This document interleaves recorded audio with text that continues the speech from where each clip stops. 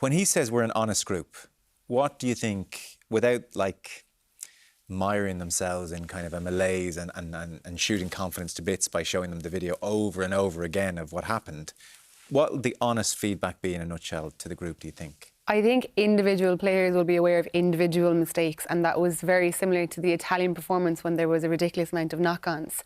Individuals know they've made that mistake, and last week we saw the handling much better, and they individually had to take, I suppose, that on board. That wasn't a structural mistake, that wasn't anything to do with the team, it was individual mistakes. And I think today they will be really hard working on tackling this week, and individually they will want to make 100 tackles before they head into that Scotland game. I think that's what he talks about, them being an honest group, and they will not be happy with that result. They won't be happy with that performance. We spoke before the game about a performance is what they're going to be looking for, and that was anything that was below standard of any of those girls, and they'll all think that, and I know they will think that. Yeah, because I know Fiona, I'm not betraying secrets, there were definitely times in that match where we said, well, that missed tackle rather, that's just not acceptable for this level if you're being honest, as Scott Beeman wants them to be.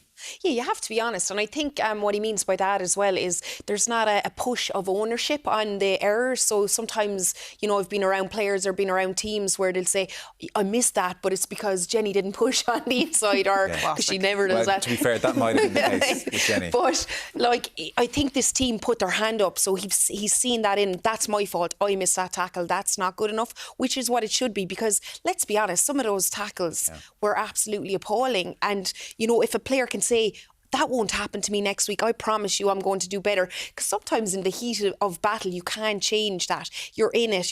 But when you go into that next game at home, a shift in how you're going to behave, how you're going to attack, hopefully we will see this from this group. Yeah. I also just think, speaking of honesty, it's like a lot of players are going to have to have a look in the mirror, and also sometimes the best feedback you get and the toughest feedback to get is not from your coach, it's from your teammates. And if they're a close-knit team that are driving to be better, there's certain standards that are to be expected. And you're going to, I would imagine you're going to see the leadership kind of come down on some of those people, like, this is what we expect of you, this is what you need to work on, not just within the hours of training that you have with Ireland, but you go back to your clubs, you go back to wherever, and this is what you need to work on, because in some areas, just not good enough.